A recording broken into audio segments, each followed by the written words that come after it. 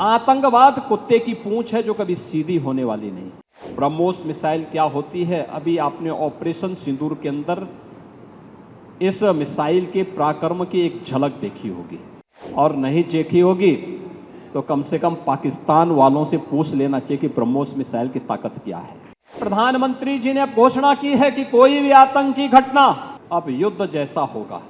अब समय आ गया है जब इसको कुचलने के लिए हम सबको एक स्वर से प्रधानमंत्री मोदी जी के नेतृत्व में पूरे भारत को, पूरे उत्तर प्रदेश को मिलकर के इस अभियान के साथ जुटना होगा। ब्रह्मोस मिसाइल क्या होती है, अभी आपने ऑपरेशन सिंदूर के अंदर इस मिसाइल के पराक्रम की एक झलक देखी होगी, और नहीं देखी होगी तो कम से कम पाकिस्तान वालों से पूछ लेना चाहिए कि ब्रह्मोस मिसाइल की ताकत क्या है।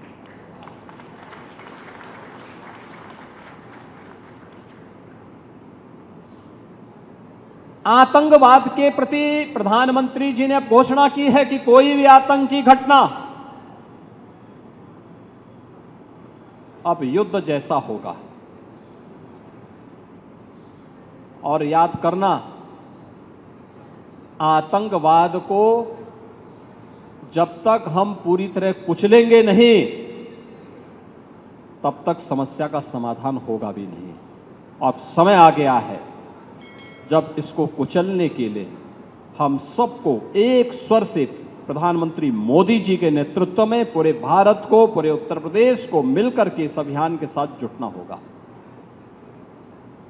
आतंकवाद कुत्ते की पूंछ है जो कभी सीधी होने वाली नहीं, जो प्यार की भाषा मानने वाली नहीं है।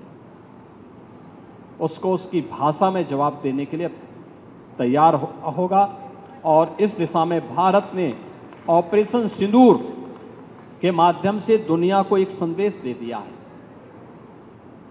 उत्तर प्रदेश के अंदर जो 6 के 6 नोड डिफेंस मैन्युफैक्चरिंग कॉरिडोर के हमारे विकसित हो रहे हैं, इन 6 के 6 नोड पर हमारा कार्य तेजी के साथ आगे बढ़ रहा है। इससे पहले हम लोगों ने कानपुर में, वहां पर रक्षा सेनाओं के लिए जो गोला बारूद बनता है उसके उत्पादन के एक केंद्र का वहां पे शुभारंभ किया था। बहुत बड़ा केंद्र बना है, आप जाएंगे, अत्याधुनिक केंद्र है।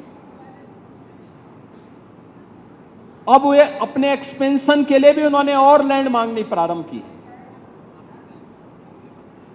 लखनऊ में भी आपने देखा होगा कि ब्रह्मोस को जैसे ही 200 एकड़ लैंड दी गई तो अब पीटीसी भी यहां पर आया है। पीटीसी के कार्यों को आपने देखा होगा कि न केवल ब्रह्मोस के लिए बल्कि एरोस्पेस से जुड़े हुए उन सभी कार्यों के लिए उनके द्वारा एक एंकर यूनिट के रूप में यहां पर उत्पादन कार्य अपना प्रारंभ भी किया गया है। लगभग 7 यूनिट यहां पर ब्रह्मोस से जुड़ी हुई एंकर यूनिट भी इसके अगल बगल लग रही है।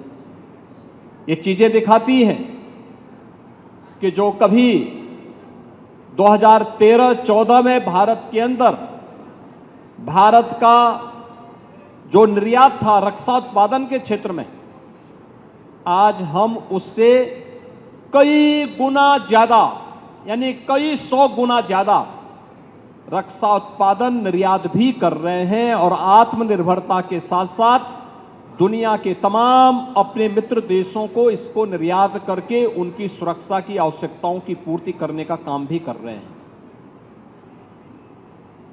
किसी भी स्वावलंबी देश के लिए आवश्यक होता है कि अपनी रक्षा आपूर्ति के लिए वह दुनिया के अन्य देशों पर निर्भर होने की बजाय स्वयं उस लक्ष्य को प्राप्त करे। आज पूरी दुनिया के अंदर आप देख रहे होंगे युद्ध अलग अलग क्षेत्रों में हो रहे हैं, अलग अलग क्षेत्रों में हो रहे हैं। उन क्षेत्रों में अगर आप देखेंगे कि अगर जिन देशों के पास अपनी स्वयं की रक्षा उत्पादन की क्षमता नहीं है, वे देश इस प्रवर्तमान अभियान के एक अलग थलग पड़े हुए दिखाई देते हैं। लेकिन जिनके पास अपनी आत्मनिर्भरता है रक्षा उत्पादन के क्षेत्र में, वे दुनिया के अंदर पूरी धमक के साथ आगे बढ़ करके अपने कार्य को आगे बढ़ा रहे हैं।